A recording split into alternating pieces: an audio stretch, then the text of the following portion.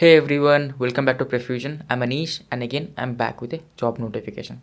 This time ISRO has come up with a job notification. So first thing I want to mention, this job is mainly like the people who are eligible for this one is who have done their BTech from civil engineering and MTech from civil engineering also or related branches, or their BTech from CS and their MTech from CS also.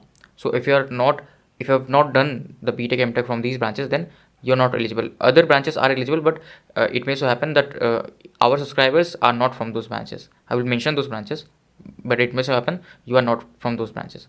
What other thing I want to mention is, like, if you are not eligible but at least someone else is eligible, right? So do hit the like button so that it can reach that person who is eligible for this one. Okay, so let's start with the job notification. So ISRO is recruiting at the National Remote Sensing Center at Balanagar, Hyderabad. There are other job locations also, I will mention those, but mainly they are recruiting here. So mainly engineers, like which post engineers are eligible: scientist, engineer, agriculture, and you need to have like BSc in agriculture and ME and Tech in this remote sensing, and scientist, engineer in forest and ecology, and these branches. So mainly these are these branches, but like this is one of them: scientist, engineer, geoinformatics, BE BTech in computer science, and you need to have ME MTech in either artificial intelligence or machine learning or related branches. You can have that. So I think few people may be eligible here. And then here, scientist, engineer, geology, that is for the geology people. Geophysics is also different, and this one who have done their BTech from BArc, right, and then ME MTech from this urban planning region, they are also eligible. Like the number of seats are here mentioned, number of posts or whatever they are mentioned here.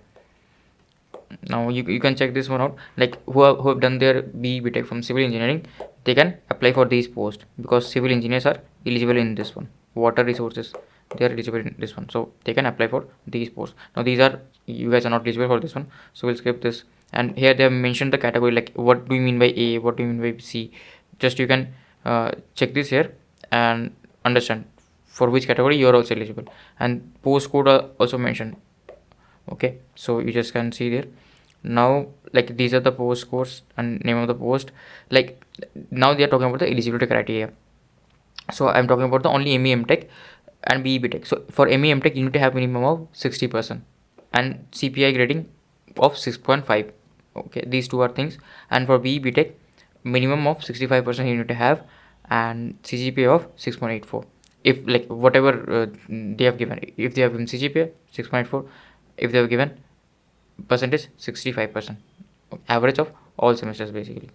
So this is about the eligibility for ME MTech and BE BTech. Now let's like they have mentioned few points, just read those. And what will be your nature of job, and how will, like what things you have to do in the nature, like in the job itself. So they have mentioned here, you just read through this, whichever job you are applying for, you'll understand that this is the task that you need to do. So these are the few things they have mentioned, so we'll skip. Now the place of posting, is very important. Here they have mentioned the selected candidates are likely to be posted at NRSC, Earth Station, Santanagar campus, this Telangana state, or at the Hyderabad, or in this Kolkata region, or here. Okay, just check this whichever location they are mentioning, like for whatever post. Now about the pay and allowance, this is the grade 10 pay, like simple, what are the government rules according to pay. Grade 10 pay you will get, right? CTC is already mentioned in the thumbnail. So your basic pay will be 81,906, and like, other allowances obviously you will get. This is the minimum pay.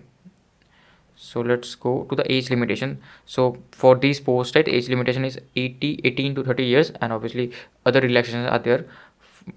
And like you can see, what is the application fee. So the application fee is actually 250 rupees, but you have to pay initially 750 rupees, and the remaining 500 rupees will be refunded to you after you give the examination. But one thing you have to remember is that you have to give the examination, else the 500 rupees won't be refunded to you. And whoever are like eligible for full refund, they will get, like these people are eligible for the full refund, so they will get the full 750 rupees refund itself. So there is a thing.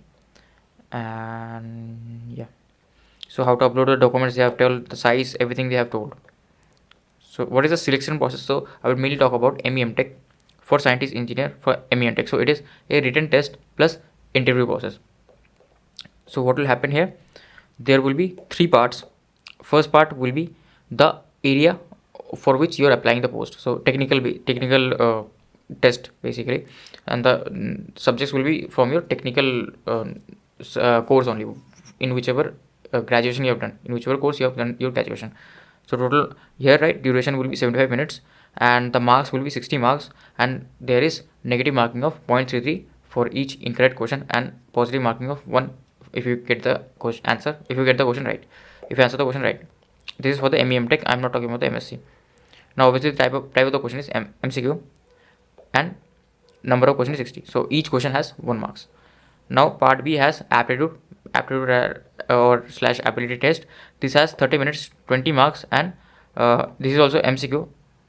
Okay, number of question maximum 15. So it may so happen there may be few like 2 marks question, and here negative marking is not applicable. Obviously I will recommend you to attempt full 20 marks here, because negative marking is not present. Now for part C is descriptive question. Descriptive means this is long answer type in your semesters, as you used to write your answers. So here they have given you 30 minutes, 20 marks. Total you will have 100 marks. So these are the different parts of the exam for MTech based recruitment. I'm not talking about other posts. So for MTech based recruitment, what are the eligibility criteria? So written test also you have to qualify. So for that 50% in part A, part B each. Has to have 50% each. And interview, like after the interview will be of 100 marks, and you need to get 50 marks. So and also overall 60% you need to get. Overall 100 and 100, 200, and out of 200 you need to get at least 60%.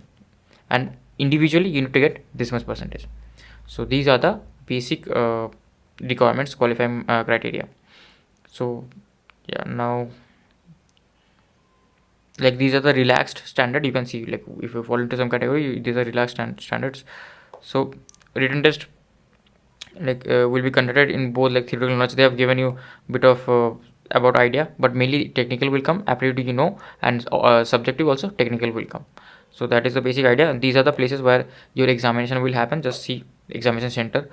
And yeah, then how to apply, they have given like website. Like the form has opened today, 22nd of Jan, and it will remain open till 12th of February, but do fill it early because you may forget it to fill. So yeah, that is the one thing. And here they have mentioned one important thing I want to tell you is that the posts are temporary, but they are likely to continue. So generally it happens that they don't make it permanent after a while. So don't worry, the posts are temporary. They are telling posts are temporary, but they will be permanent. Most likely they will be permanent.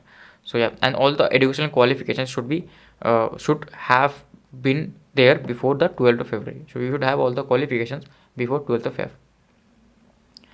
Now yeah, this is all this. Anything else I wanted to mention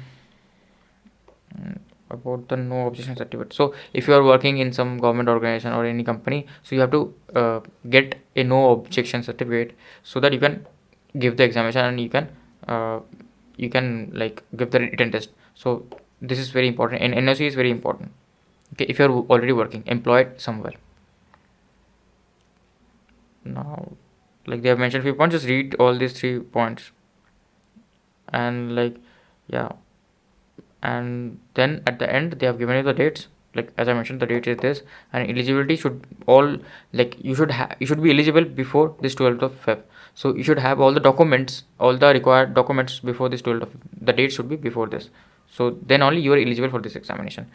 So yeah, that's it. I will provide the link to the website, and I will see you in the next video.